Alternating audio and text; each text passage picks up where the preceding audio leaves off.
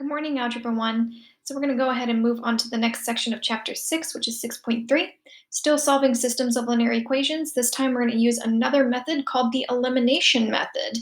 I didn't include a step slide here because there really aren't that many steps to doing this. I'm just hoping that through demonstration, you'll kind of see what it is we're doing here, and I'll explain, obviously, as we're going through these examples. So when you think of the word elimination, you think, you should think of, you're getting rid of something, right? You're eliminating it, you're getting rid of it. So that's kind of what we're doing here. So here I have a system, two equations, and as you can see, they're both in standard form, right? So substitution method might not be ideal here because we don't have a variable by itself. I could get a variable by itself, but it might not work out so nicely. Graphing method might not be ideal here either, just because, again, if you're graphing it, especially electronically, the easiest way to do that is to get it in slope-intercept form. Yes, I could use the intercept method to graph it, but just looking at these numbers, I can tell they're not going to have nice intercepts for the x-intercept or the y-intercept. So that's where elimination comes in handy. When you look at these coefficients, just take a moment to kind of glance at this system. Think about what's similar for some of your coefficients and what's different. So I'm hoping that you guys have noticed that when I look at the y's, what's similar is that they're both 3's, and what's different is that they have opposite signs. That's actually the first thing that you want to check for when you're solving a system by elimination, that one of your coefficients, or two of your coefficients rather, for the same variable, either the x's or the y's, have the same number, but opposite signs. In other words, we have opposite coefficients. I have a positive 3 and a negative 3. When that's the case, I can actually take these two systems and add them together. So I tried to set it up so that way the slides that you do will kind of look similar to what I do. So first thing I'm going to do here is I'm going to rewrite this system. I'll color code it too. I'll try to at least. You don't have to when you do this, but I'm gonna, so that way you can see what's happening here.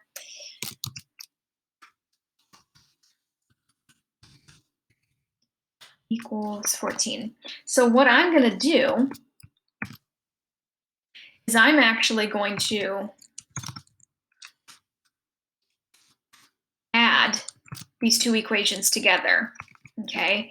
So in order to do that, I need to make sure that when I'm adding, I'm combining like terms, meaning I'm adding the x from this top equation with the x from this bottom, and I'm adding this y with this y on the bottom, and I'm adding this constant with this constant from the other equation. They have to be like terms. So that means when you're doing the system, when you're using the process of elimination, everything has to line up, okay? I'm only going to give you problems where that's the case. But moving forward, when you guys are in Algebra 2, if you have a system and the terms are not lined up like this, you need to get it so that way they're in standard form.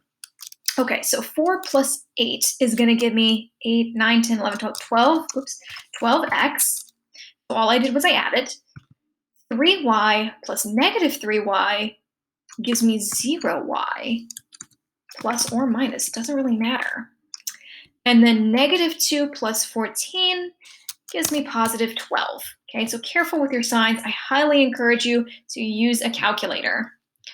All right, well, if you think about it, 0y just goes away. 0 times anything is just 0. So I'm actually left with 12x equals 12, which is a nice one-step equation where I can divide both sides by 12 to get x alone, and I get 1. So I have eliminated the y variable because they had opposite coefficients. That's the idea here. That's all you're doing. Once you have the x value, just like when we did substitution, once you've got one of your variables, you're going to take that variable and you're going to substitute it into either equation. And it doesn't matter which one you use. I'm just going to use the top one. So I'm actually just going to go to my work here just to make it quicker. And I'm going to copy paste it. And I'm going to replace that x in parentheses. Parentheses, so important. You got to have them. In parentheses, I'm going to replace it with the 1. And then I'm just going to simplify. 4 times 1 gives me 4. 3y plus 3y equals negative 2 comes down for the ride. And now I solve the two-step. Subtract the 4. Subtract the 4. 3y is still on the left. Two negatives, I need to add them, and I get negative 6. Divide by 3, divide by 3, and y equals negative 2. So my solution, if I go into this box here, I'm going to open a set of parentheses and put the x and the y together as an ordered pair. The x value goes first, the y value goes second. There's my final answer. Okay? So to reiterate, all you're going to do is you're going to look for opposite coefficients, add the two equations together. One of those variables should eliminate, meaning it should go away, which means you should then only have an equation in one variable, either only an x or either only a y. Solve for that variable, substitute it into the other, and get the other value. So let's take a look at this one. So they're both in standard form. My x's are aligned, my y's are aligned, my constants are aligned, so that's good. But when I look at these two equations, and you may think, oh, we're good to go. We can just add these. They do have something in common. They're both 3's, but are they opposites? And the answer is no. They're exactly the same. This is a negative 3, and this is a negative 3. If I added these two equations together, these would not eliminate. They would combine to give me a negative 6x. That's not what I want. I don't want them to combine. I want them to go away. So what I need to do here is a little manipulation. I'm going to first retype up the system. I think it's this one. Negative 3x minus 8y equals 7. I'm going to space this out so you can see the minus a little bit better and make it purple. So what I need to do here is I need to change the sign of one of my x's. I can do that quite easily by simply multiplying everything in this second equation by negative 1, okay? So I'm gonna, let's see, I think the easiest way to show it is how I usually do it, like this.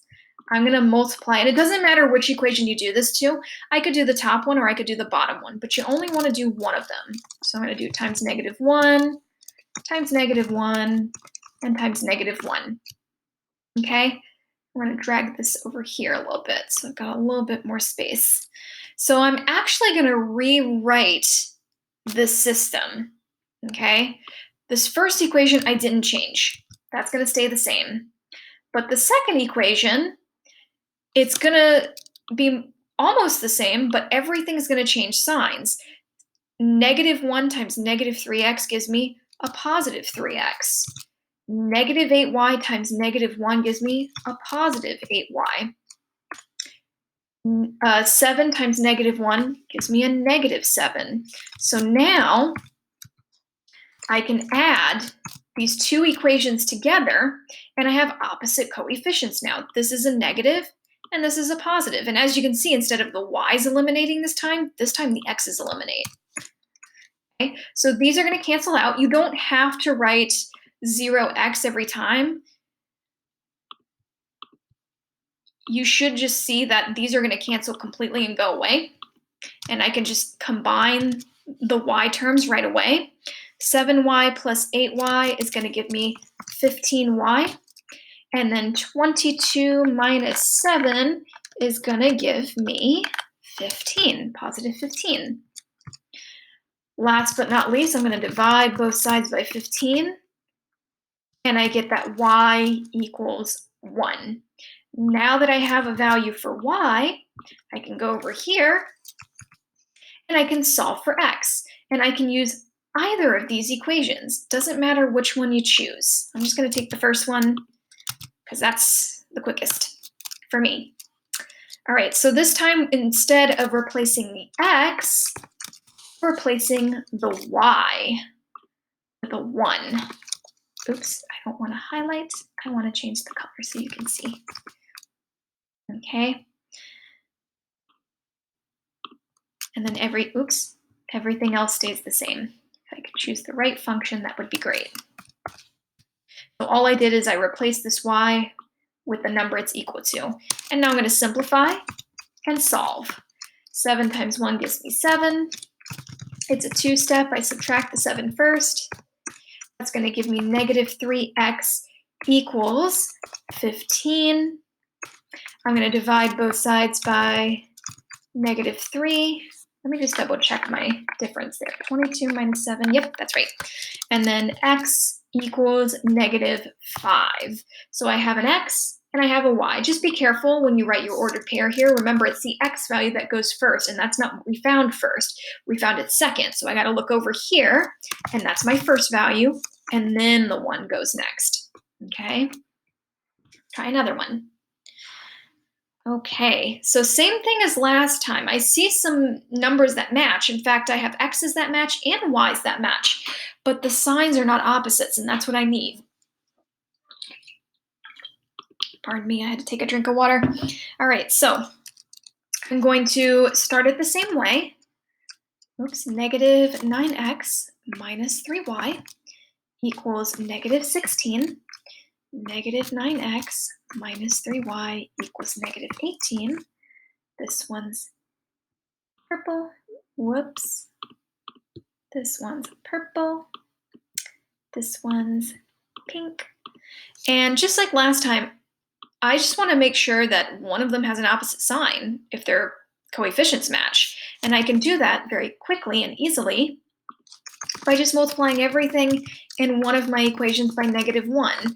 I'm just going to do the second one again, and you can do the first if you want. It literally does not matter, just so long as your system has two opposite coefficients. And then I'm just going to copy paste the first equation, and everything in the second equation just changes sign. It's going to be a positive 9x now, it's going to be a positive 3y, and it's going to be a positive 18. Now that I have opposite coefficients, I can add these two equations together. So if I add my x's, they're going to eliminate because they're opposites. But what do you notice is going to happen if I add my y's? They're going to eliminate also. They're also opposites. So everything on the left-hand side eliminates. That means on the left-hand side of my equation, I just have a 0. There's nothing there, and nothing, numerically speaking, is 0. But on the right, if I add those two numbers together, I get positive 2. Now, when this happens, when you get something that's not true, you're going to write as your final answer, no solution. Okay? So this solve for the other variable is not needed. Okay? There's no way to solve for a variable if everything cancels out. Now, if you recall, when we solved systems by graphing, we got no solution when the lines didn't overlap or intersect. Okay, they didn't intersect at one point and they didn't intersect at all points. They intersected at no points, period. And what that looked like graphically, visually, is that the lines were parallel. So if you were to actually get the y's by itself in both of these equations, you would see that we would have two parallel lines. They would have the same slope, but a different y-intercept. Okay, it's not obvious just because they're in standard form. So just know that if you're solving a system algebraically, either by elimination or even substitution, if you get something like this and it's not true, no solution is your final answer. Let's take a look at another one. Okay, so I've got negative 10x plus y equals negative 8. 10x minus y equals 8. So I already have some opposites here. That's good. I've got a negative 10 and a positive 10. I also have a positive y and a negative y. So I've got opposites here too. So I might get something like last time. Let's see what happens here. I'm going to retype everything here. 10x minus y equals 8. This one's purple. This one's pink. Oops. And I'm going to go ahead and add them together and see what eliminates. Well, the x's are going to eliminate, and the y's are going to eliminate. But what do you notice about my constants? They're going to eliminate as well. So here's what you end up getting. If everything eliminates, remember, you're left with nothing. Nothing numerically is 0. So I'm left with 0 on the left, and I'm left with 0 on the right. This is not the same thing that we got last time. Last time we got a false statement. This is true. This is true. 0 does equal 0. Can you remember what the third option was for when we had different types of answers? We either had an ordered pair or we had no solution. What was that third one? It was something called infinitely many solutions, or IMS. Okay, so I'll type it down here. This is going to be infinitely many solutions. So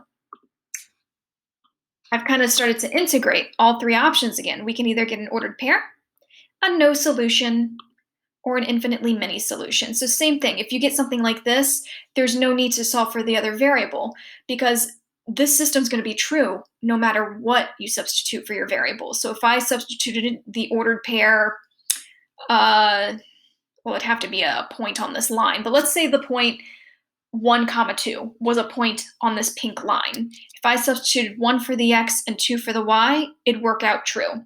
If I substituted 1 for the x and 2 for the y here, it'd work out true. And that would be true for any point. So graphically speaking, if you got the y's alone and graphed these, it would be the same exact equation. They would overlap, okay?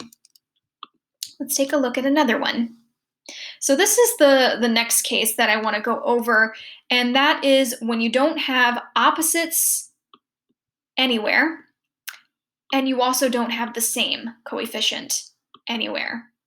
These are what I would consider the hardest type that we're going to go over. So let me retype it real quick.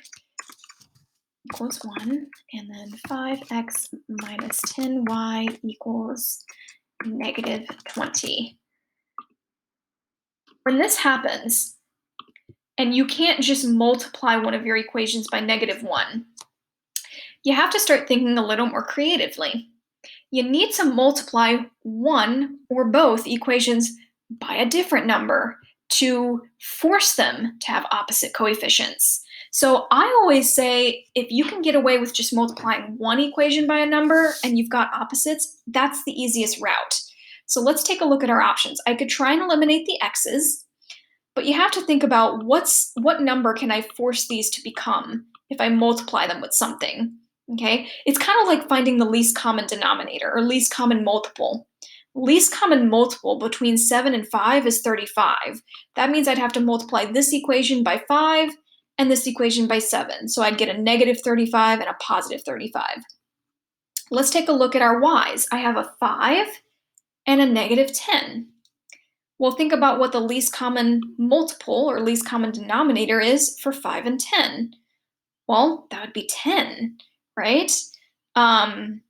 So I can make this a 10 by simply multiplying it by 2. And then I'd have a positive 10, and this is already a negative 10. So it's easier to eliminate the y's here because I can get away with just multiplying this first equation by 2.